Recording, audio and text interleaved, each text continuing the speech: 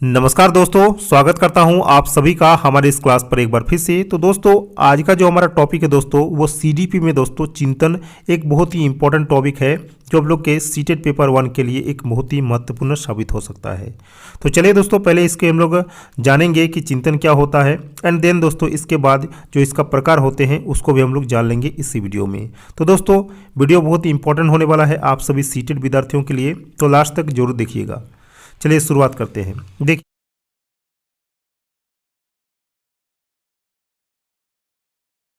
देखिए, पहला नंबर में क्या है दोस्तों कि स्वालीन चिंतन, इसको बोला जाता है सेल्फ रिफ्लेक्शन। तो दोस्तों, स्वालीन चिंतन किसे कहते हैं? न ऐसी कल्पना करना जिसका कोई वास्तविक स्वरूप ना हो, यानी जिसमें कोई आपका रियलिटी नहीं हो, उसको क्या कहा जाता है? स्वालीन चिंतन कहा जाता है, यानी जिसको कहा जाता है दोस्तों आपका सेल्फ रिफ्लेक्शन। ठीक है। उसके बाद और एक आपका होता है यथार्थवाद चिंतन। ठीक है ना। यथार्थवाद चिंतन में क्या आता है आपका? Realism thinking. यह चिंतन जो होता है आप लोग का वास्तविकता से संबंधित होता है, या तो कह सकते हैं कि यह जो चिंतन है जो वास्तविकता से आधारित होता है। आगे का है आप लोग का दोस्तों कि 3 टाइप्स ऑफ रियलिस्टिक थिंकिंग। अब दोस्तों, रियलिस्टिक थिंकिंग के 3 टाइप होते हैं। वो तीन टाइप क्या होते हैं, चलिए हम लोग यहाँ पर देख लेंगे। देखिए, पहला नंबर में आप लोग का आता है अभिसारी चिंतन, जिसको बोला जाता है कॉन्वर्ज्ड थिंकिंग। ठीक है। इसमें समस्याएं एक ही बिंदु पर केंद्रित होती है। तो दोस्तों, इसमें कोई भी आप लोग सवाल दीजिए तो जो उसमें समस्याएं होती है, यानी जो प्रॉब्लम होता है वो एक ही बिंदु पर आपका फोकस्ड होता है और समस्या का एक ही समाधान होता है और इसका जो सॉल्यूशन निकलता है वो एक ही निकलता है। जैसे कि भारत की राजधानी दिल्ली है। इसमें आप लोग को क्या समझ में आ रहा है कि समस्या एक है और उसका समाधान भी एक ही है। जैसे भारत की राजधानी क्या है? न नई दिल्ली है कि नहीं? झारखंड की राजधानी क्या है? न आपका रांची है। इसी तरह से मतलब एक सवाल एक आंसर। अगर इसका बोलेंगे दोस्तों कि भारत की राजधानी के बारे में, भारत की राजधानी की विशेषता के बारे में बताएं, तो वो आपका आ जाएगा दोस्तों आप अपसारी चिंतन के अंतर्गत, जिसमें आपका अनेक सारा एक व्याख्या लिखना पड़ता है उसमें, यानी बहुत हमको वर्णन करना पड़ता है। और जिसका एक क्वेश्चन एक आंसर हो वो आपका आ जाता है अभिसारी चिंतन में, यानी कॉन्वर्ज्ड थिंकिंग।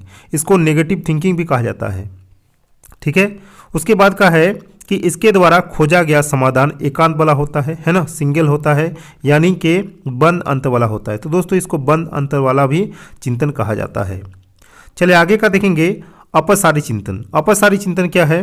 जिसको बोला जाता है डाइवर्ज थिंकिंग। ये आपका पॉजिटिव वाला चिंतन है। तो इसमें समस्याएं एक ही बिंदु पर केंद्रित नहीं होती है ना। इसमें समस्या जो होता है, यानी जो प्रॉब्लम होता है, वो एक ही बिंदु पर फोकस्ड नहीं होती है। इसमें समस्या को कल्पना शक्ति एवं सृजनात्मक का प्रयोग करके कई प्रकार से हल किया जा सकता है। जैसे कि दिल्ली की विशेषताओं का वर्णन करें, मैंने आप लोग को पहले ही बताया कि दिल्ली की विशेषताओं का वर्णन करें आदि, है ना। और भी इसका बहुत सारा एग्जाम्पल होगा। तो दिल्ली की विशेषताओं का वर्णन करें, इसमें आप लोग का कोई एक लाइन में तो इसका वर्णन नहीं कर सकते हैं। इसके लिए आप लोग को 10 लाइन 15 लाइन में लिखना पड़ेगा, तब जाके दिल्ली का आप लोग विशेषताओं को बता सकते हैं। तो इसमें आप लोग को बहुत सारा सवाल मिलेगा, है ना। बहुत सारा सवाल एक ही मिलेगा, लेकिन इसका जो आंसर होगा दोस्तों, जो उसका सोल्यूशन निकलेगा, वो बहुत सारा आपको देने पड़ेंगे। तो समझ में आ गया आप लोग को। चलिए आगे का देखेंगे। देखिए, इसमें क्या लिखा गया है कि इसके द्वारा खोजा गया समाधान मुक्त अंत, यानी कि खुले अंत वाला होता है। उसमें क्या होता था? बंद अंत वाले होते थे, और ये वाला होगा दोस्तों आप लोग का मुक्त अंत वाले, यानी खुले अंत वाला होगा, यानी ओपन एंडेड। चलिए आगे का देखेंगे दोस्तों आलोचनात्मक थिंकिंग। ठीक है। आलोचनात्मक थिंकिंग को बोला जाता है क्रिटिकल थिंकिंग, जो आपके सीटेट पेपर 1 के लिए दोस्तों मोस्ट इंपॉर्टेंट है। इस टॉपिक को दोस्तों आप लोग जरूर से जरूर देख के जाइएगा। ठीक है। तो क्रिटिकल थिंकिंग क्या होता है कि गुण और दोषों को देखते हुए किसी बात को स्वीकार करना, है ना। गुण को भी देखना है और दोष को भी देखना है, और दोनों को स्वीकार करते हुए, यानी दोनों को एक्सेप्ट करके आलोचनात्मक चिंतन इसको कहा जाता है। ठीक है। तो चिंतन के सामान्य प्रकार निम्नलिखित है। तो चिंतन के कुछ और भी प्रकार है, इसको भी हम लोग एक एक करके देखेंगे। अब क्या क्या एक एक प्रकार है, देखिए। पहला नंबर में हम लोग का है कि प्रत्यक्षात्मक चिंतन। ठीक है। प्रत्यक्षात्मक चिंतन यानी मूर्त जिसको बोला जाता है, और इंग्लिश में दोस्तों इसको बोला जाता है परसेप्चुअल थिंकिंग, है ना। टेंजिबल, जो चीज़ें दिखाई देती है उनके बारे में चिंतन करना प्रत्यक्षात्मक चिंतन कहा जाता है ना। यानी जिस चीज़ को हम लोग देख पाते हैं, है ना, उसको सही से देख पाते हैं, तो उसके बारे में चिंतन करना ही हम लोग का क्या है दोस्तों? प्रत्यक्षात्मक चिंतन, यानी परसेप्चुअल थिंकिंग। और यह चिंतन निम्न स्तर का होता है। यह जो चिंतन होता है निम्न स्तर का हो सकता है। उसके बाद का है कि प्रत्यात्मक चिंतन, यानी जिसको बोला जाता है अमूर्त, यानी रिफ्लेक्सिव थिंकिंग, है ना। रिफ्लेक्सिव थिंकिंग यानी एब्स्ट्रैक्ट, जो चीज़ें दिखाई नहीं देती उनके बारे में विचार करना प्रत्यात्मक चिंतन कहा जाता है, यानी रिफ्लेक्सिव थिंकिंग कहा जाता है। इसमें क्या होता है दोस्तों, जो चीज़ें दिखाई देती है उसको कहा जाता है पार्श्वेप्चुअल थिंकिंग, है ना। और ये वाला क्या होता है दोस्तों आप लोग का, जो चीज़ें दिखाई नहीं देती है उसको क्या कहा जाता है, रिफ्लेक्सिव थिंकिंग कहा जाता है। आगे का हम लोग को और भी है एक काल्पनिक चिंतन, जिसको बोला जाता है इमेजिनरी कॉन्टेम्पलेशन, ठीक है ना। इमेजिनरी कॉन्टेम्पलेशन, पूर्व अनुभव के आधार पर जो हम लोग कल्पना करते हैं उसे काल्पनिक चिंतन कहलाता है।